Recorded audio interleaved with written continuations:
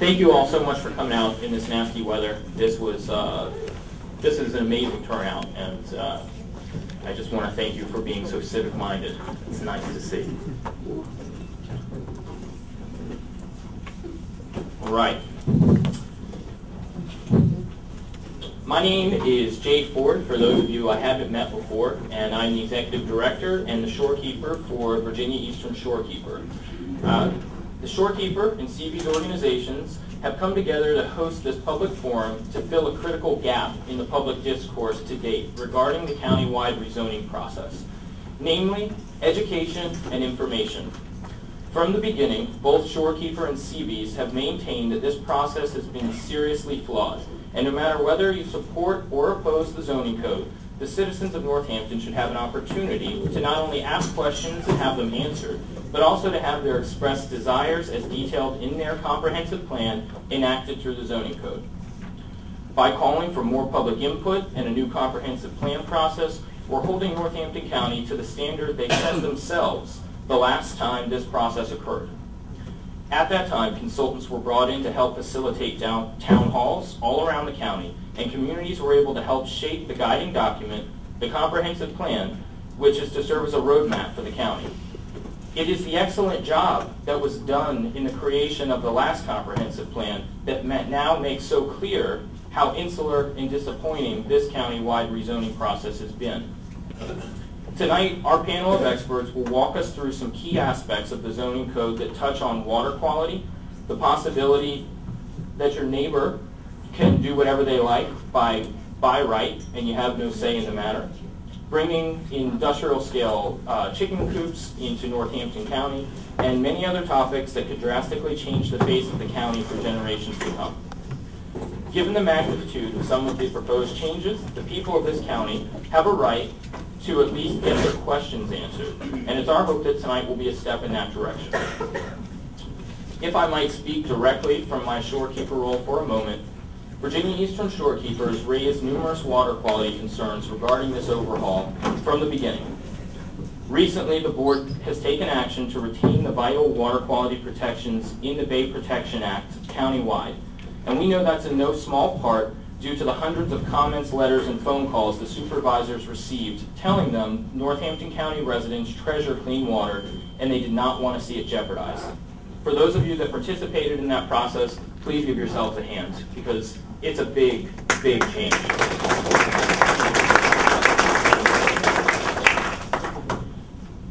Let me also say, when you see your supervisor, and some of you have an opportunity tonight because we do have a supervisor in the room somewhere. Wave, say hi. Take an opportunity and thank them because that they took a unanimous vote and to retain the Bay Protection Act, and we believe in giving credit where credit's due. But also, while you have their ear, remind them that there's still work to do on water quality, and that we'd like to see additional changes. I can. The important takeaway message from the BPA is that the board is hearing citizens' concerns, but this should not be a cause to slow down or pull back. In fact, people need to make their thoughts known even louder than before. And coming out tonight to get yourselves informed, to learn, to ask questions that have not been made available to you before is an excellent first step. So, we know why we're having this meeting, but how did we get to this point? In January, all Northampton County property owners outside of towns were notified the board was planning a county-wide rezoning. Shorekeeper initiated a petition because it was immediately clear that the rezoning and removal of water quality protections would threaten water quality on both the bayside and seaside. This county is the #1 in clam aquaculture in the United States because of our clean water. Clean water is not just an environmental issue on the shore, it is an economic necessity for us here. More than 500 people signed on to that petition to put the brakes on the current process for rezoning and removing the water quality protections. Approximately 300 people attended the March 11th public hearing at the high school, with the vast majority objecting to the changes and asking the board to stop the county-wide rezoning. The Northampton County Planning Commission was limited to 100 days to review the proposed rezoning and recommend changes to the board. The Planning Commission was unable to finish the review in the allotted time, and the review has been taken over by the Board of Supervisors. The board has been considering minor changes to the proposal at their work sessions and is poised to vote on the proposed countywide rezoning. The time is now to let the board know your feelings on this. Whether or not you support it, whether or not you're for it or against it, or whether or not you think it should be stopped and we should open this back up for public comment. Letters, phone calls, emails, all the above should continue from this point forward. Now I'm going to introduce our panelists, and we will get on with the presentations. So we have Roberta Kellum, if everyone could wave. Hi. Everybody wave. That's Roberta.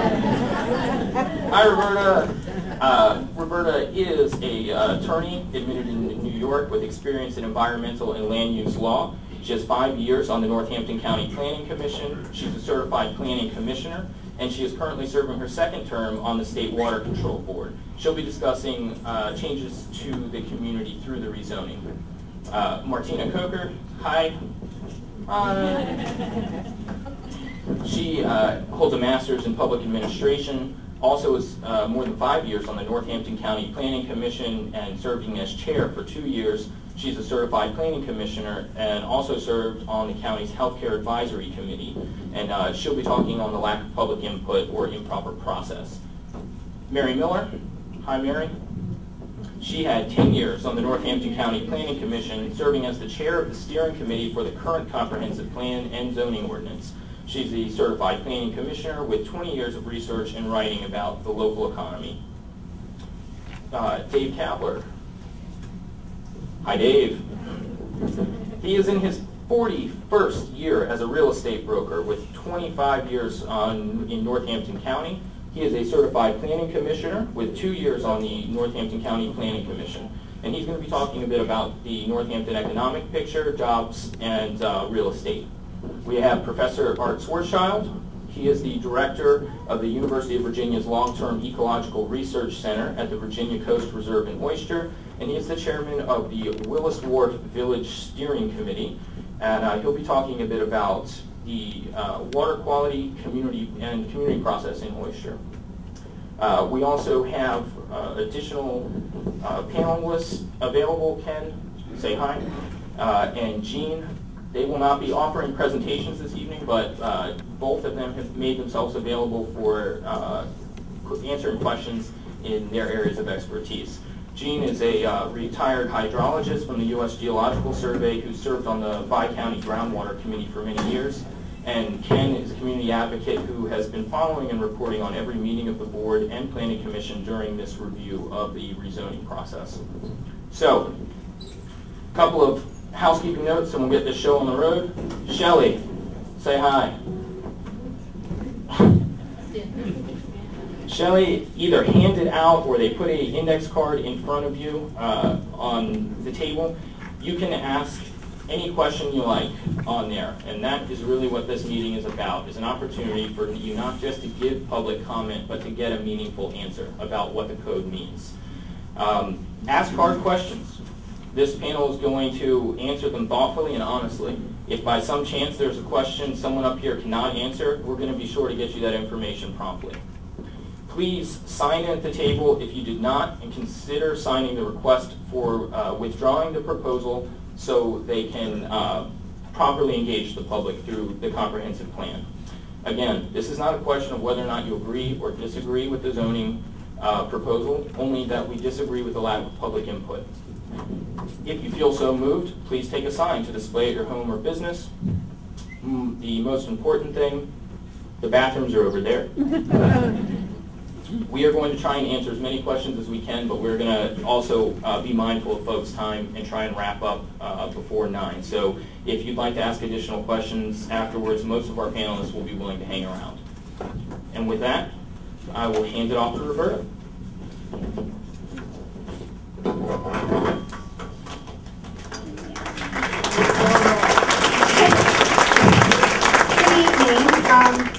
I'm unfortunately going to have to read off a sheet of paper because we're so cognizant of the time that if I just start talking, we'll be here all night.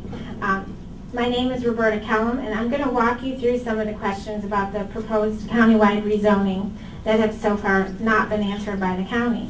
I served on the Northampton County Planning Commission for 5 years, and my term ended this past June after we reviewed this countywide rezoning proposal and made our recommendations to the Board of Supervisors.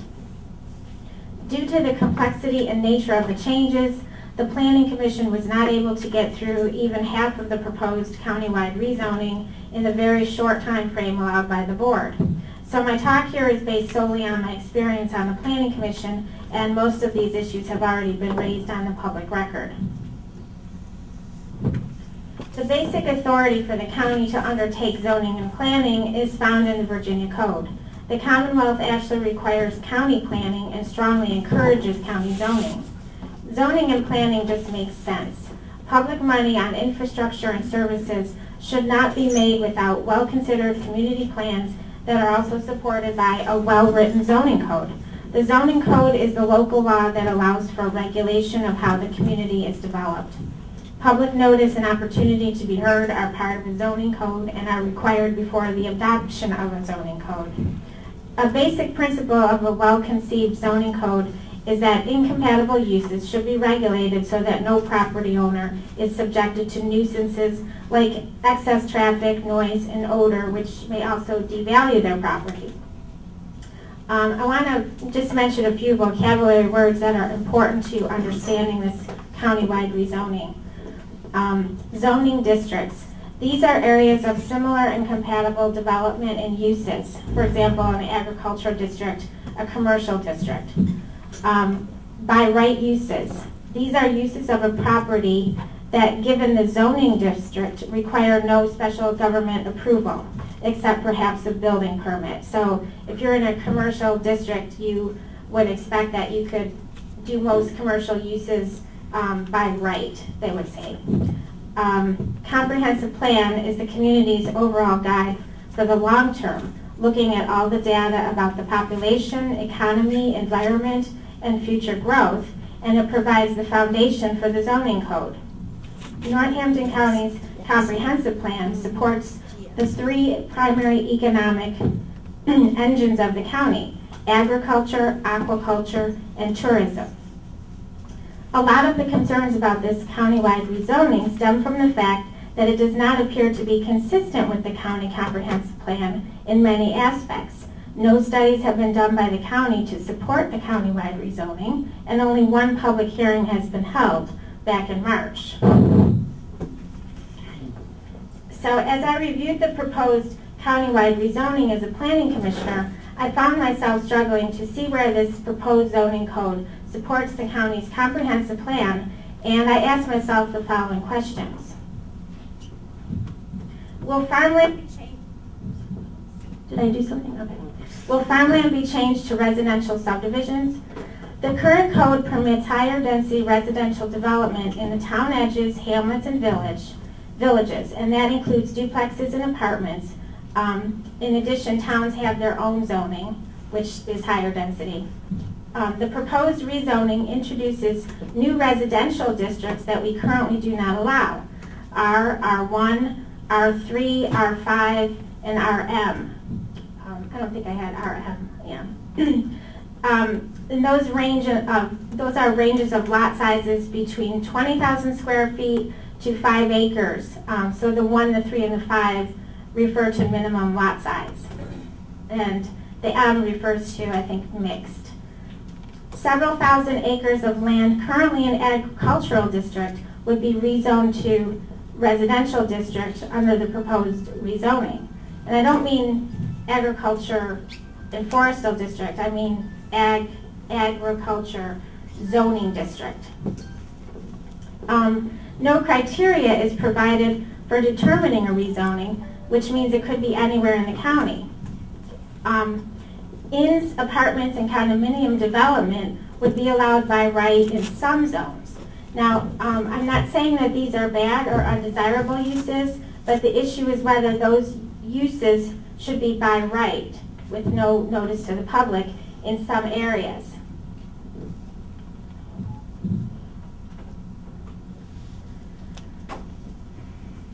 Can Can everybody see that okay? This slide is an example of the upzoning from agricultural district to residential district.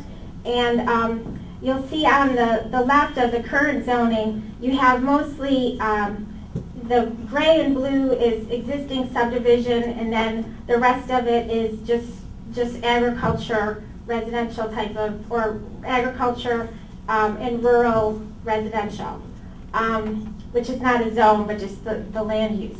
So under the proposed rezoning, much of the Wellington Neck Road area and across the creek would be upzoned to higher density. So instead of 1 unit per 20 acres, you have 1 unit per 3 acres or 1 unit per 5 acres.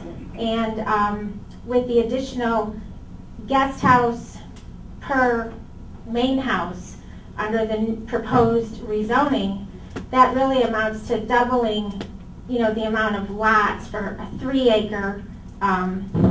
For each 3 acre lot, you could have 2 houses under the proposed rezoning.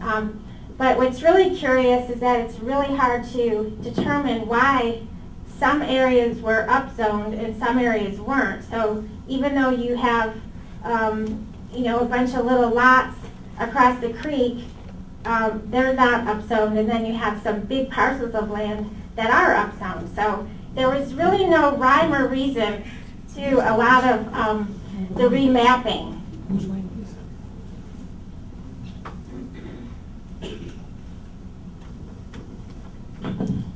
So does the countywide rezoning help the towns? The current zoning. Oh, I think it's this. Sorry. Figured it out. The current zoning encourages new residential commercial development in the town edges to support and grow the infrastructure and services that already exist in the towns. The proposed rezoning allows any development anywhere in the county, which is essentially sprawl residential development. The trend has been that most new subdivision occurs along the waterfront. I think that the towns have close to 2,000 undeveloped lots, and many of those have public water and sewer available. Does the rezoning encourage affordable housing? The proposed rezoning puts the emphasis on more waterfront lots through new residential districts, smaller shoreline widths, and new higher density housing allowed in the waterfront villages. Higher lot prices will put pressure on affordable housing markets. Will developers build new affordable homes versus higher end waterfront homes? Single-wide manufactured homes would be prohibited in most new districts and hamlets. Mobile home park district would be eliminated. The affordable housing incentive, which is a density bonus in our current zoning code, would be eliminated. Those last 3 items taken together are particularly troublesome to me if the county-wide rezoning is supposed to help affordable housing. Does the rezoning support the aquaculture and seafood industries? Current zoning requires at least 250 linear feet of shoreline per lot. The rezoning provides narrow shoreline lot widths that could result in docks every 60 or 90 feet, depending on the district. Why is this important? Because docks impede working watermen and clam beds. Aquaculture also requires clean water for clam hatcheries, and the clam hatcheries are the foundation for that whole industry. Degradation of the water quality is inevitable when you add more people to smaller areas. This is mainly a function of stormwater runoff. When you think about things that people do in their yards, like dog waste and lawn chemicals and whatever else. So would the rezoning harm our groundwater? High-density residential development can cause areas of groundwater impacts like saltwater intrusion, depending on location. Without mentioning where, we already know that some neighborhoods on the Eastern Shore have groundwater impacts. Current zoning limits the amount of impervious surface allowed in development. Therefore, the soil can capture the rainwater to replenish the groundwater. Impervious means that the water cannot go through it, like a building or pavement. Proposed rezoning places no limit on pavement or covering over the land and does not encourage groundwater replenishment. If you have further questions about groundwater, I would suggest that those questions would be for Mr. Gene Hampton, who is on the Bi-County Groundwater Committee and is a hydrogeologist. Will Route 13 traffic safety be impacted? The increase of Route 13 commercial zoning, including strip plazas, while at the same time Route 13 corridor overlay district, which are safety protections, would be removed from the new countywide zoning.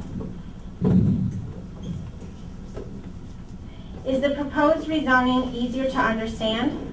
Our current zoning code has been criticized for being too long and detailed with too many uses. The detail and use charts provide objective standards so everyone plays by the same rules. And I'm not saying that there shouldn't be amendments to our current use charts to make them easier to use for our county residents. But the proposed rezoning gives the zoning administrator broad authority to allow unnamed and unlisted uses without public hearing and no input or oversight by the community. So that's one way to shorten your zoning code. Will existing neighborhoods and hamlets be impacted? The proposed rezoning allows heavy industrial uses such as dredge, spoils, disposal sites, wastewater treatment plants, and biomass fuel plants with only 25 feet side yard setback. The proposed rezoning allows by right uses in agricultural districts such as manure storage, biomass fuel production, and wastewater treatment plants only 15 feet from property lines, even if the adjacent property is a residential neighborhood. The proposed rezoning allows 199-foot tall meteorological towers and wireless communication towers in hamlets with no public notice. And lastly, the proposed countywide rezoning calls for the removal of the Planning Commission's review and public hearing for special use permits, thus cutting off another opportunity for the public to be heard on an issue that they feel is important. Mary Miller will now discuss special use permits.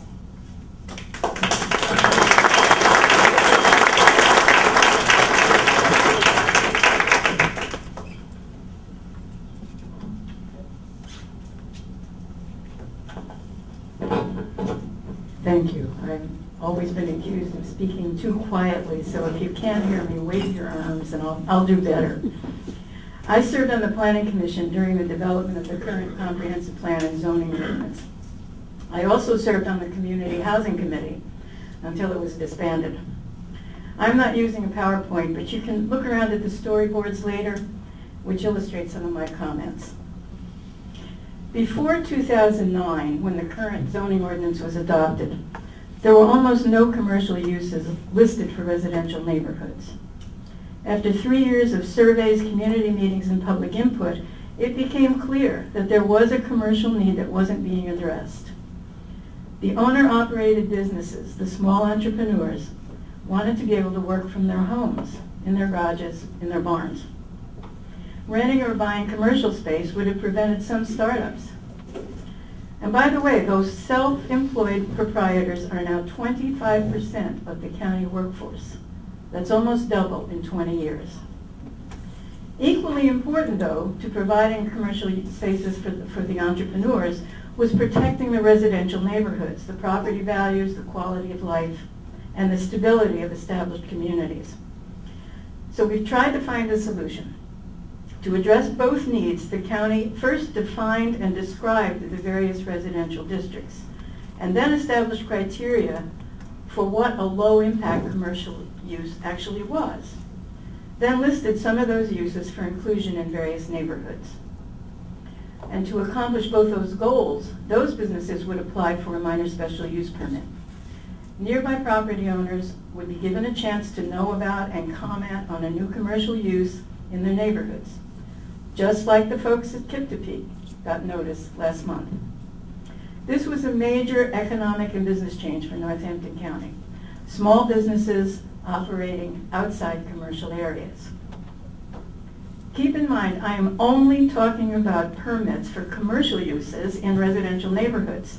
Almost all commercial uses are permitted by right in commercial and business districts.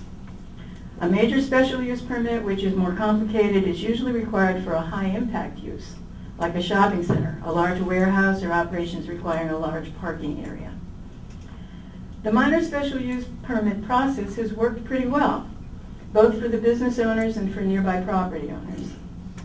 Daycare, computer repair, bookkeeping services, specialty baking and catering, B&Bs, landscape designers, art and photography studios, crab shedding, beauty parlors, pet grooming, furniture repair, taxidermy, and small retail shops were now all possible without a business owner facing the startup cost of buying or renting commercial space, and without homeowners facing the loss of home value or neighborhood quality of life by high-impact commercial use in their residential areas.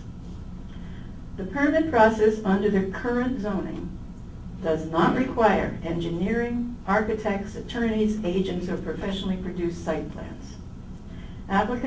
Applications require physical information about the property, an illustration or map showing the site, and a statement indicating the proposed use is consistent with county regulations, that the use is in harmony with the neighborhood, and that it will cause no harm. But here's another by the way. All that protective language has been removed from the county-wide rezoning. Currently, the county staff can provide most of the information for these minor special use permits at the counter. Under current zoning, a planning commission public hearing is scheduled. Neighborhood concerns about noise, lighting, parking, operating hours, screening can usually be addressed right then. And yet another, by the way, the planning commission has been removed from the process in the proposed rezoning. A second public hearing currently is held by the Board of Supervisors, which reviews any of the Planning Commission recommendations for changes or conditions and decides if the commercial use fits the neighborhood. And one last, by the way, the defined intent criteria for the various residential neighborhoods, over here, have been removed from the proposed rezoning. So these are major changes for all of us who live in those 9 villages, 29 hamlets, cottage communities, and subdivisions being rezoned. Under the proposed countywide rezoning, the definitions, descriptions, and intents protecting residential areas have been removed. The lot coverage limitation, the amount of lot that can be paved or covered with buildings, it's been removed. The idea that a commercial use in a neighborhood should be low impact, that's been removed. Notice to nearby property owners has been removed. You won't know what's coming until the bulldozers arrive. We've all been cut out of the process. The whole process that currently safeguards and protects homeowners' property rights and home values in the residential neighborhood have been removed. In conclusion, the commercial uses, even very high impact uses like restaurants, multi-unit vacation rentals, RV parks, and a wastewater treatment plant would be allowed by right in some neighborhoods. No notice to the neighbors, no public hearings. You can see some of the uses illustrated on the storyboards. These are changes in my 10 years on the Planning Commission I never once heard any of our people say they wanted. Residents want their quiet neighborhoods. They want commercial uses, but in commercial areas. The current permit process is a well-written plan, allowing economic development by the small business community and protecting those neighborhoods we all cherish. Why would we want it removed? Thanks.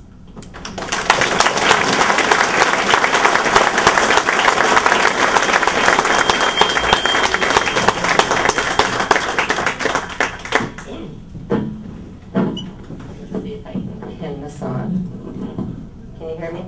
Okay, okay. Hello, I'm Martina Coker, and I'm really glad to see so many people here tonight. I'm here tonight because I love where I live, and I believe strongly that the public's being shut out of very important decisions regarding the proposed countywide zoning ordinance overhaul. So I'm going to be discussing the lack of public input and data to support the proposed rezoning. The correct process was not followed in this rushed presentation of the proposed rezoning. To assure a supportable, well-designed zoning ordinance, the revision of the ordinance should take place after review of the comprehensive plan. Such a review is done every 5 years by Virginia Code, If the zoning ordinance is then found to depart from the comprehensive plan, revisions could be undertaken.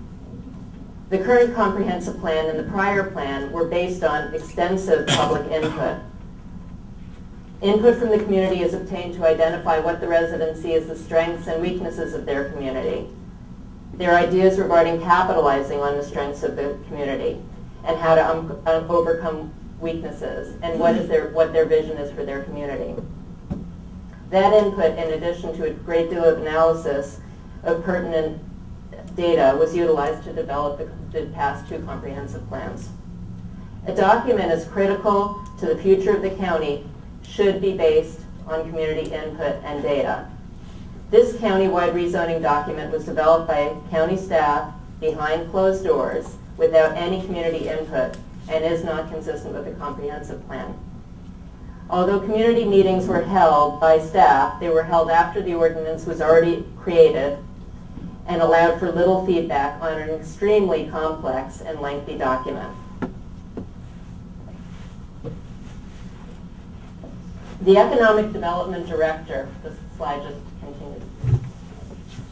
continues on to add on to the issues regarding process. The Economic Development Director admitted at the March 11th joint public meeting on the proposed ordinance that no scientific studies had been done regarding the impact of the proposed zoning changes on water quality and quantity, despite the fact that drastically increased densities would stress our aquifer, and despite the importance of clean water to the aquaculture industry, the tourism industry, and our own quality of life. And despite the fact that saltwater intrusion into our fresh water is already a reality in parts of the county. The Economic Development Director admitted at the same meeting that no studies had been done to determine what the potential impact of the many proposed by right uses would have on your property taxes.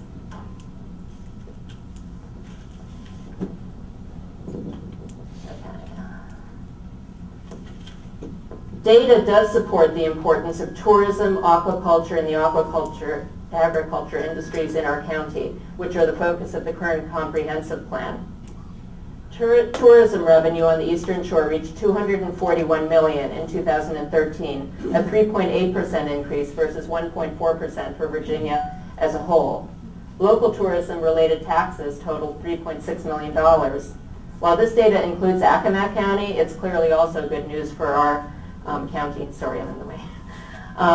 Tourists come here for what we currently offer: beautiful vistas, clean water for recreation, and our small town atmosphere. There are potential negative impacts to tourism if this rezoning goes through. Proposed changes would make our county look like many others.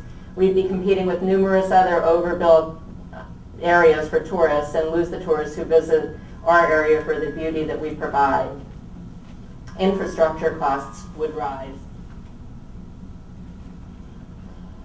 Aquaculture and commercial fishing contribute immensely to our county's economy. Our county is the #1 aquaculture producer in the state. Northampton County sold over $36.7 million worth of cultured clams and oysters during 2013.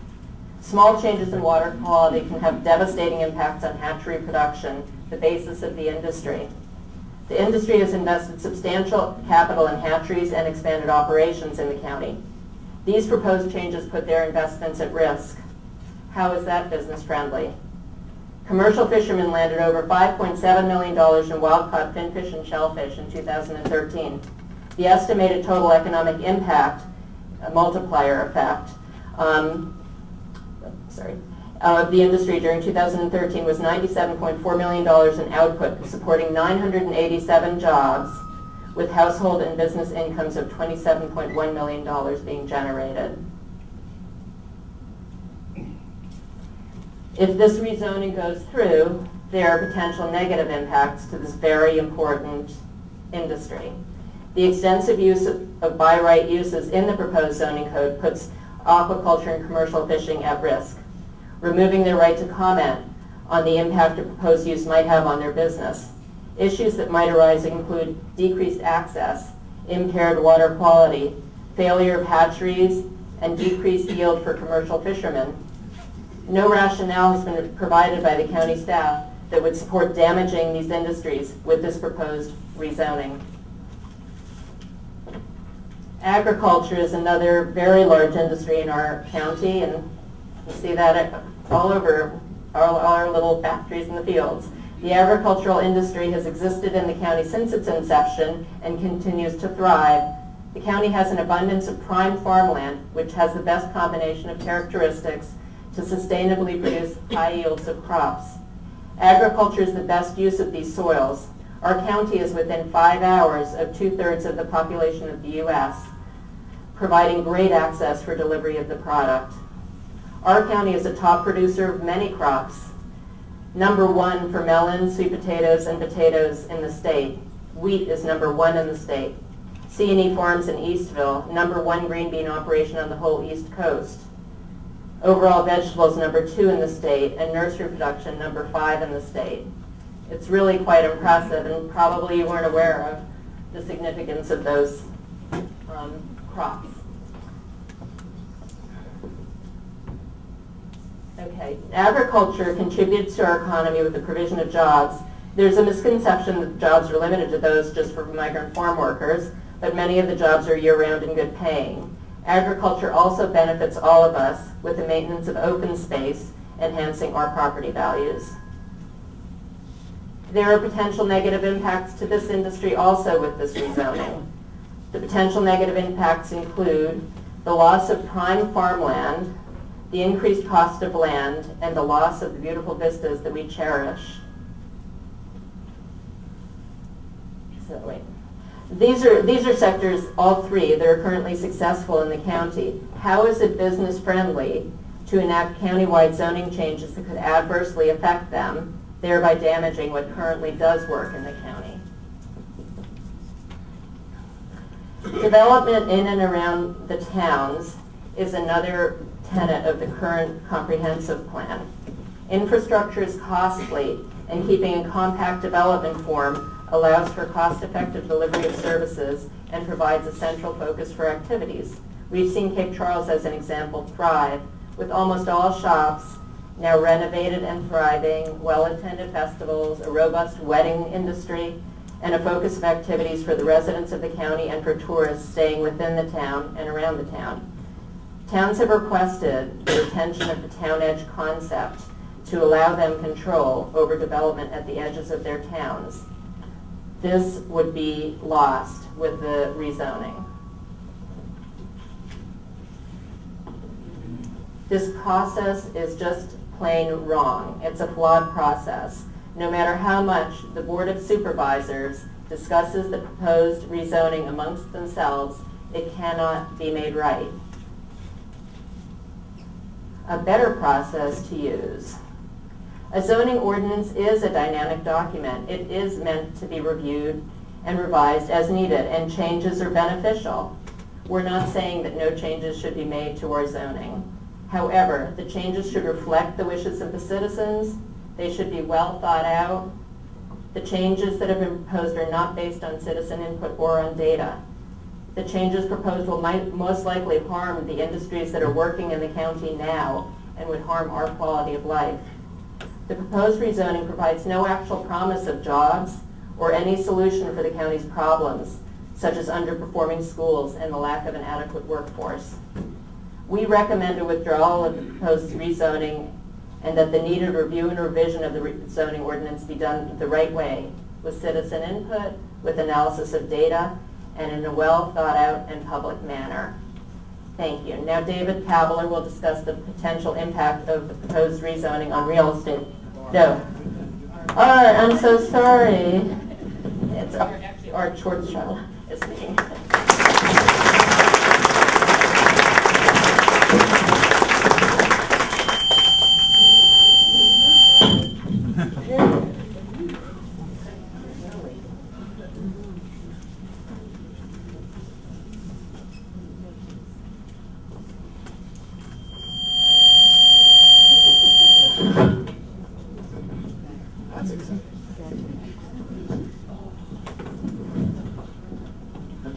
Far away.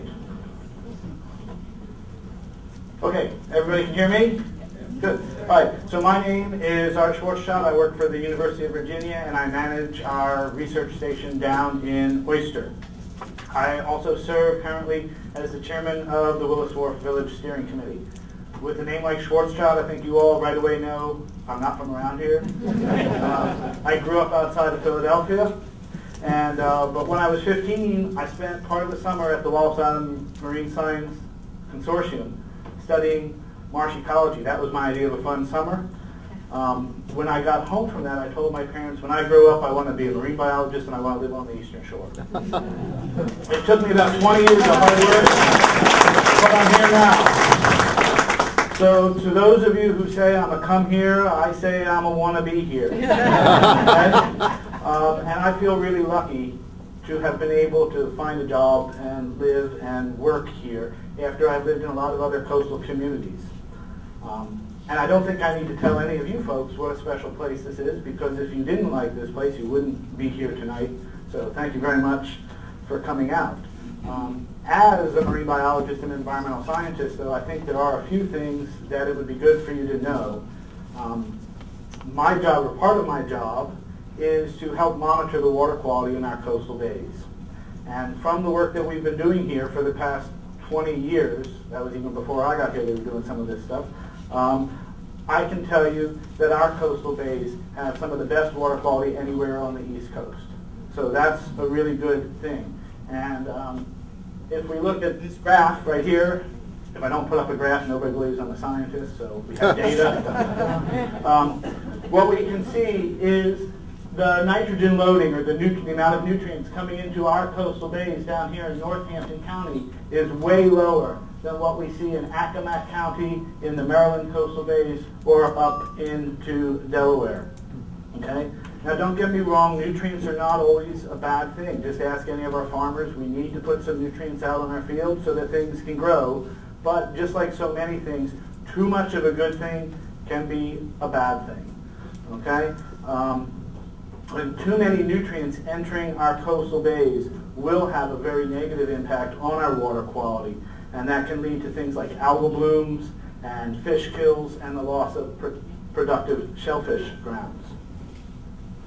What's really exciting for us, unlike the Chesapeake Bay, which collects water from 5 different states and 64,000 square miles of a watershed, Northampton County controls all of the land, or pretty much all of the land, that is putting things into our coastal bays here on the seaside.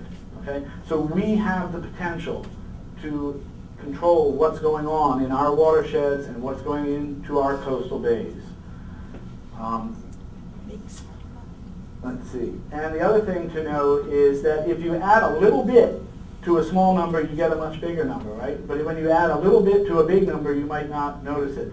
So when we have really good water quality, just adding a little bit of nutrients, we can double the nutrient loading, and that can be seen much more readily than adding the same amount of nutrients into this system.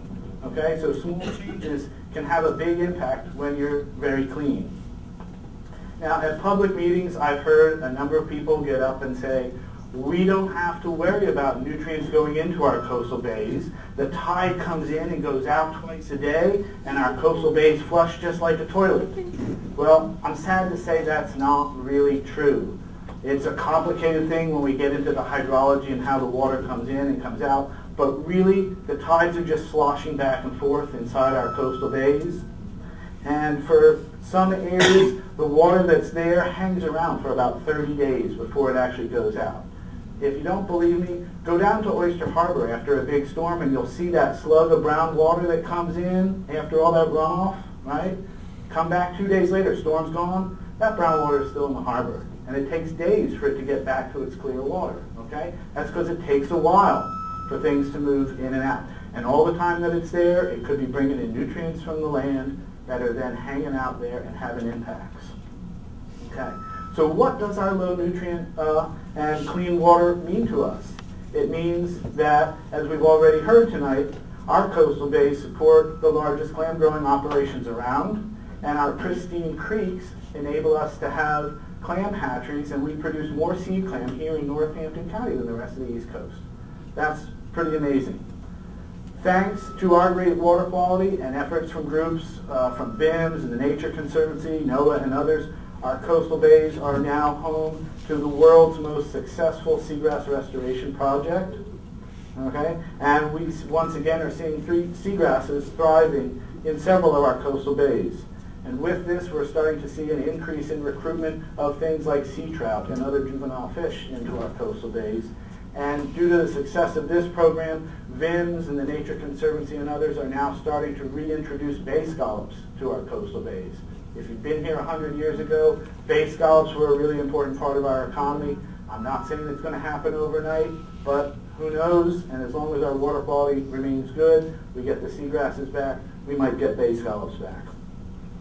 Thanks to our great water quality and the efforts of folks who have been doing things to create oyster sanctuaries, we're seeing a resurgence and an increase in the amount of oysters growing on our seaside. And we've also seen a great growth in our oyster farming industry.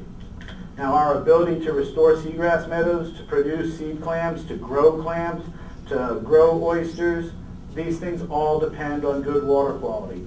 And the zoning changes that are being proposed by the Board of Supervisors right now have the potential to increase nutrient loading and decrease our water quality and impact all of these industries. Okay? What really alarms me about this and the way the county is going about this is that they've done it without consulting with our local communities, without consulting with the watermen, without consulting with the clam growers, without consulting with the scientists, and we've got a bunch of them here in Northampton County. You know, they haven't talked to us at the University of Virginia, they haven't really talked to the folks at MEMS. Now, as a resident of Willis Wharf, I was involved in the last round of rezoning. I saw how it worked. At that time, the Board of Supervisors, the planning commissioners, and the planning staff came to our communities in Willis Wharf and in Oyster, and they asked us, what do you want in your communities? How do you want your communities to look in the future? And we as communities held a series of meetings. And I mean, we went for this over a year of meetings.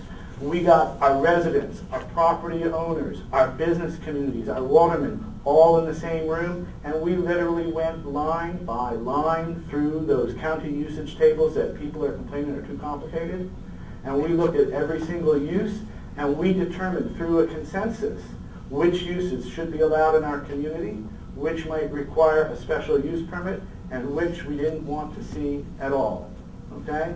But we put together a plan, and we took that plan to the Planning Commission, and they vetted it and made sure it looked good, and then it went to public meetings, and it went before the Board of Supervisors, and during another series of public meetings, some changes were made, some compromises were made. Okay? We all got together and we decided what we wanted and what could work and what was really feasible. And finally, at the end of that, there was another series of public meetings, and our village vision statements were adopted into the comprehensive plan, and the waterfront village zoning designation was created and added to the zoning for the county. In 2011, at the request of the Board of Supervisors, the communities of Willis Wharf and Oyster got together again. We met with another series of outside consultants in order to review our comprehensive plan, in order to review our vision statements and our zoning and determine if that was still the way we wanted to go. There was a resounding yes. The report that was produced from that, with your tax dollars, is available on the county website. You can see what we said. We said we liked it. Now, this current proposal of the Board of Supervisors would drastically change our zoning. And they're doing this without coming to talk to us. And personally, I find that insulting. It seems a little arrogant to me. I've stood before the Board of Supervisors multiple times and I've asked them, please, if you want to rezone us, come and talk to us and see how we feel about it. See what this will do to us, how this impacts what we see as our village. To date, none of the Board of Supervisors have met with us in the village of Willis Wharf. I've also been concerned about what these changes might do to our water quality. And I've asked the Board of Supervisors repeatedly to please talk to some scientists. I said, look, I'm a scientist, but you know me and you're going to tell me I'm biased, so don't listen to me.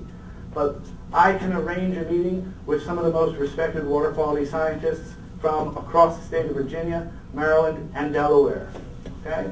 All you need to do is tell me when and where you want to meet, and I'll get those people in the room to talk to you. They have yet to call me to put that together. All right? That scares me.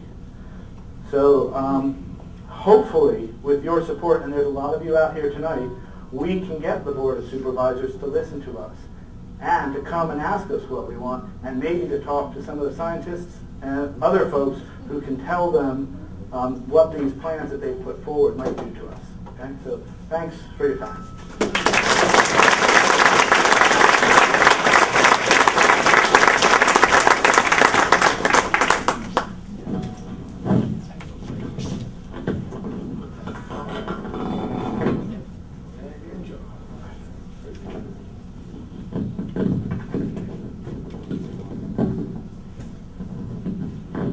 Good evening, everyone. Can you hear me? Yes. I'm David Cavler, and I'm completely honored to have your attention tonight to talk about this really important issue. But I'm totally humbled to be part of this eminent panel of experts. I would appreciate a big hand for all of them.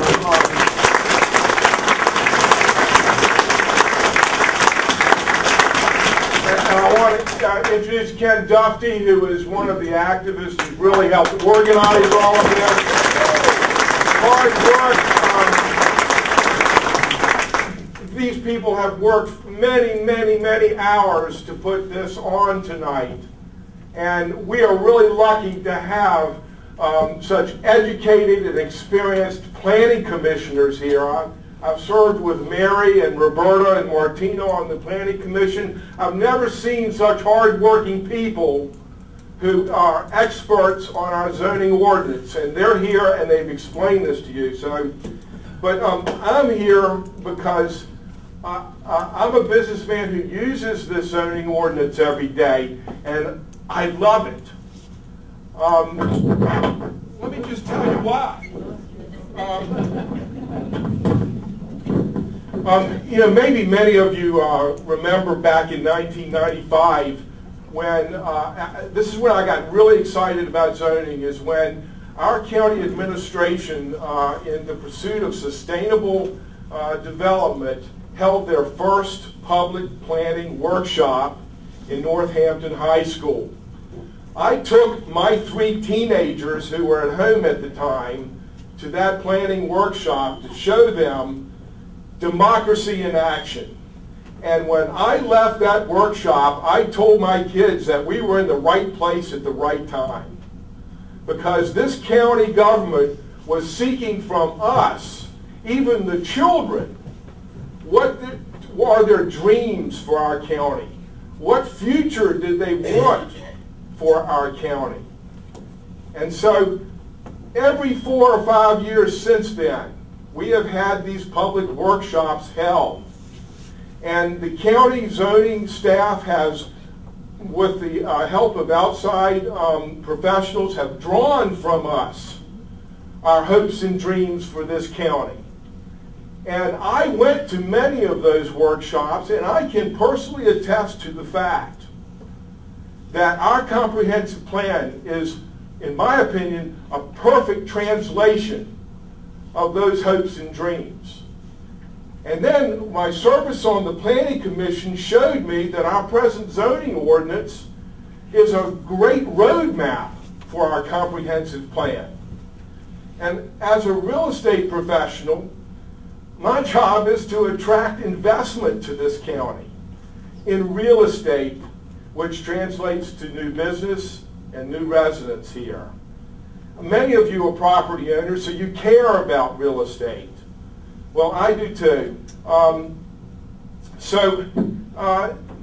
Zoning is kind of a dry topic, and none of you probably even think about it on a daily basis. But I do. And here's how I use it.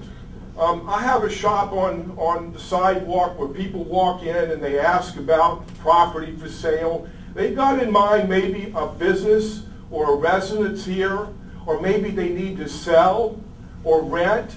And when I meet these folks, I have to introduce them to our county. in many cases. They may not be even familiar with it. It might be their first day here. So what do? Within 3 or 4 minutes of meeting these folks, I'm showing them our zoning maps. And I am bringing to their attention the fact that they are in a very special place. That is a place that our grassroots effort developed our zoning ordinance. That this place has an exemplary ordinance that is award-winning nationally for protecting its natural resources, for its sustainability. And so that's one of the first impressions I want people to have when they're thinking about putting their money into our land or our residence here in this county, that they know that their investment is protected. Let me tell you a little bit about our zoning ordinance because it's working. Don't let anybody tell you it's not. Right now, in just the last 12 months, there's been over $35 million of realtor-generated sales of residential homes, single-family residential homes. Almost all of them existing homes, not newly developed homes. And those are just what real estate professionals have traded. New housing starts are up 30% over the previous year. So in 2013, we had 24 new housing starts, and the year before were 18. That doesn't sound like a lot. Well, it's not like we really want a lot of new houses here, but it does show that there is a bit of growth going on. Building permits. Building permits are up 50% in 2013 from 2012. So we had $15 million in building permits issued last year. And already this year, we're exceeding $10 million by the end of August. Now that translates to new jobs. It translates to new decks, new roofs, new bathroom additions. It could be new housing starts. It could be all sorts of different types of improvements to your properties. Investors want to know that their money is safe and that the place that they've chosen to live is going to be pleasant. And one of the things that I have to impress upon them when I'm showing them around is what can happen next door. So that is really why we want to care about our zoning here. Very dry topic, but it means a lot. It's like the air that we breathe. Well, I want to close with one thing. You know, the shore is famous for what it is. You know, it's a beautiful place. It's surrounded by water. It's got the cutest small towns. It's got an incredible historic culture. But people want to be here for what we are not. I want you to keep that in mind. The panel that you have listened to tonight, and if anyone differs with me, say so. We all think that the Board of Supervisors needs to withdraw this proposal.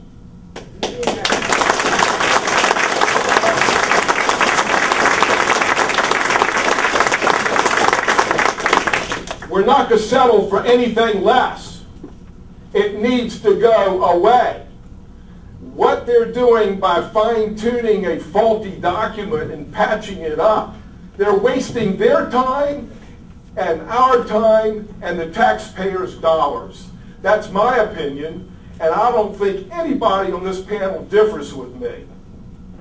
So, what can you do about this? We brought you together here to take action and to give a message to our government leaders what you think about this. They need to hear from you. And you can do it in a number of different ways. You can pick up the telephone and call them. And you can write them a letter and ask that it be put on the public record. And we have some letters that you can fill out and leave right here. And you can put up these signs in your front yard to make people more aware about this. Is one thing that we've learned about this is a lot of folks don't even know this is happening. Well, we've got 100 or so people here. You've got to go and talk to your neighbors about this. This is a very important issue that I want to impress upon you, that these people have worked very hard to make you aware of a very serious topic.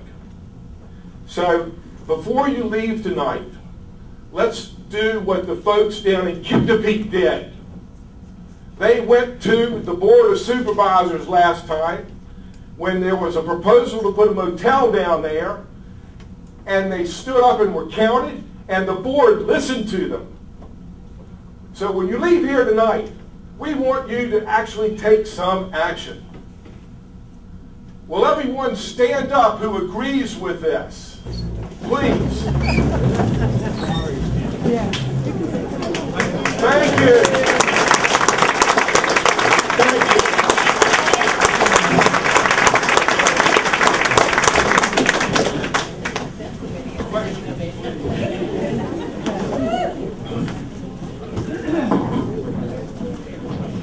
Well, that's a tough act to follow. I can never match his energy levels. But I do want to, just to kind of put a bookend on the presentations tonight, David said something a couple of times. The zoning ordinance is dry. It is dry. It's purposefully dry. And in fact, it's for a good reason. It's because zoning language has to be legally precise. It is not meant for consumption by the general public. It's the comprehensive plan is. And so tonight, again, I want to thank everybody that agreed to be a panel member here, but I want to thank all of you, because tonight you are not just getting engaged, you're going